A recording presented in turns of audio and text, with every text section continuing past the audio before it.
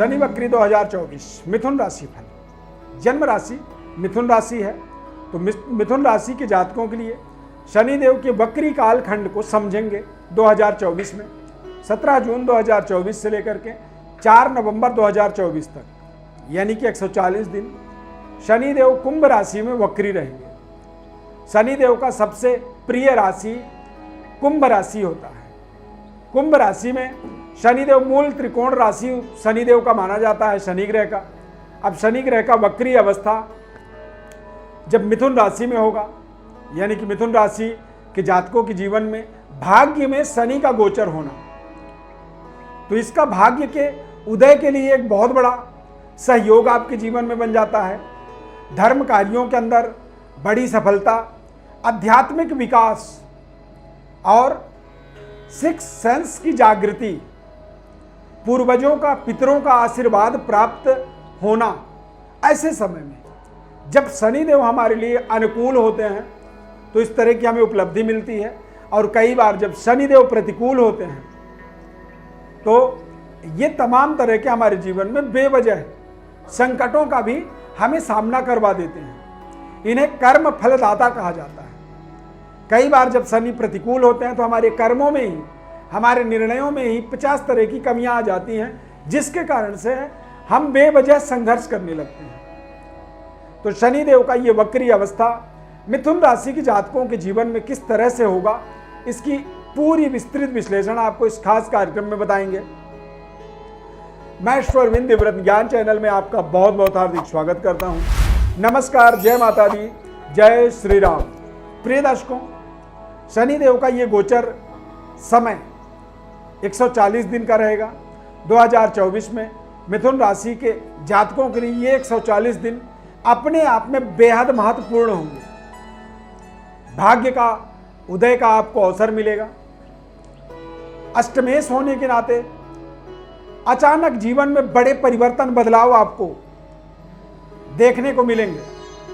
लंबे समय से चल रहे संघर्ष का अचानक देखते ही देखते अंत हो जाना और संपूर्ण भाग्योदय का अनुभूति मिलने लग जाना। धर्म कार्यों में आपकी लगातार एक सकारात्मकता, लगाव होगा, सकारात्मक सोच आपका बढ़ेगा। पिता, पैतृक विरासत, दोनों चीजों का, पिता का और पैतृक विरासत का विकास होगा, ग्रोथ होगा। हमारे पूर्वजों का, पितरों का हमें आशीर्वाद मिलेगा। शनिदेव का गोचर आपके भाग्य में हो रहा है। वक्री अवस्था में शनिदेव अष्टम भाव और नवम भाव दोनों ही जगहों का वो एक तरह से प्रभाव आपके जीवन में जोड़ेंगे। शनिदेव का अष्टम भाव से संबंध होता है जब कारक होते हैं, और कारक होकर के शनिदेव का अष्टम भाव में संबंध जुड़े, तो अष्टम भाव में जब संबंध जुड़ता है तो ऐसे समय में व्यक्ति को दीर्घायुष्य की प्राप्ति होती है। जीवन में अरिष्ट कष्ट दोषों का निवारण होता है और अचानक शेयर मार्केट में लाभ हो जाना, सट्टा लॉटरी में नंबर लग जाना, या फिर कोई ऐसी बड़ी प्रोत्साहन, पुरस्कार राशि, धन राशि की प्राप्ति हो जाना, जिससे जीवन में अचानक एक बड़े परिवर्तन, बदलाव हो जाना। भाग्य के उदय के लिए बड़ी चमत्कारिक परिवर्तन, बदलाव आपके लिए जरूरी होगा, तभी आपको अपने भाग्य के उदय का अनुभूति होगा। अन्यथा व्यक्ति के जीवन में हर रोज एक न एक ऐसा क्षण आता है जब सितारे आपके बुलंद होते हैं, आपके पक्ष में होते हैं। पर पूरे जीवन के नजरिया को बदलने के लिए जीवन में भाग्य के उदय का हमें आवश्यकता होता है। भाग्य का संबंध देखिए, आपके रिश्तों से भी जुड़ा होता है, संतान से जुड़ा होता है, क्योंकि राशि चक्र के पंचम भाव से पंचम तक काउंट करेंगे तो वो आपका भाग्य होता है। पांचवें से पांचवां यानी पंचम भाव आपके संबंध, रिश्ते, लव लाइफ, वर्किंग पावर, काम करने का तौर तरीका, आपकी एबिलिटी, योग्यता, और पंचम से पंचम यानी कि नवम भाव। तो ये समय आपके जीवन में आपके अपनी योग्यता के विकास का समय है। संबंध रिश्तों के अंदर भी एक बेहतर अनुभव की प्राप्ति होना, लव लाइफ में एक बेहतर कनेक्टिविटी का भी ये समय आप इसे मान सकते हैं। प्रशासन, सरकार से आपके अच्छे लगाव बने, अच्छे संबंध जुड़ेंगे और आप अपने महत्वपूर्ण कंपटीशन, प्रतियोगी परीक्षाओं में भी आप बहुत ही अभूतपूर्व, अप्रत्याशित रिजल्ट को हासिल करेंगे। गवर्नमेंट जॉब जैसी महत्वपूर्ण उपलब्धि भी जीवन में यहां पर प्राप्त हो सकता है आपको। संबंध, रिश्ते आपके जुड़ेंगे इस समय अवधि के अंदर। संतान के द्वारा कुछ बड़ा यश, कीर्ति आपको अर्जित करने का अवसर मिलेगा। संतान प्राप्ति का भी एक अवसर इसे आप मान सकते हैं। और अपनी योग्यता को, सिक्स सेंस की जागृति को ऐसे समय में आप अपने सिक्स सेंस यानी कि छठी इंद्रिय की जागृति, जो इंटरनल आपको अपने आत्मज्ञान का बढ़ावा, विस्तार करता है, अपने आप ही आपको अपना मार्ग समझ में आता है। आप जिस रास्ते में चल रहे हैं या जिधर आपको जाना चाहिए वो निर्णय आप स्वयं करते चले जाते हैं। आपको किसी से रास्ते पूछने की जरूरत नहीं पड़ती है। ऐसा जीवन में जरूर समय आता है जब व्यक्ति का अपना सिक्स सेंस जागृत होता है, छठी इंद्रिय हमारा काम करना शुरू कर देता है।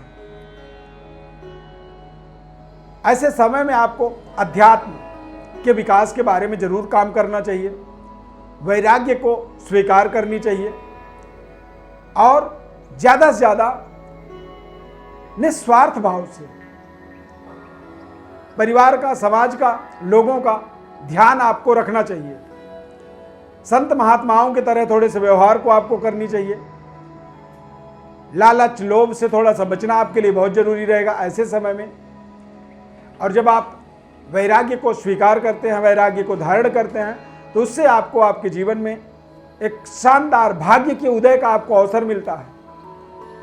कहते हैं बिना मांगे जो है ना सब कुछ मिल सकता है आपको, लेकिन मांगने से शायद आप अपने तक कष्ट, परेशानियों का भी निवारण नहीं कर पाते हैं। हम जब कोई पूजा पाठ करते हैं तो जो भी जिस देवी देवता के लिए हम करते हैं, लास्ट में हम हाथ में जल लेकर के उन्हीं देवी देवता को वो सब कुछ समर्पित कर देते हैं जो हम उनके लिए पाठ किए, पूजा किए, जप किए, हवन किए। तो ठीक उसी तरह से आपको भी शनिदेव के प्रति एक समर्पणता भाव अपने अंदर जागृत करना चाहिए।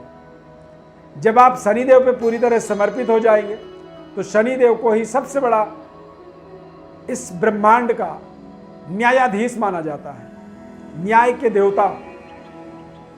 तो आपके जीवन में शनिदेव का जब न्याय शुरू होगा तो फिर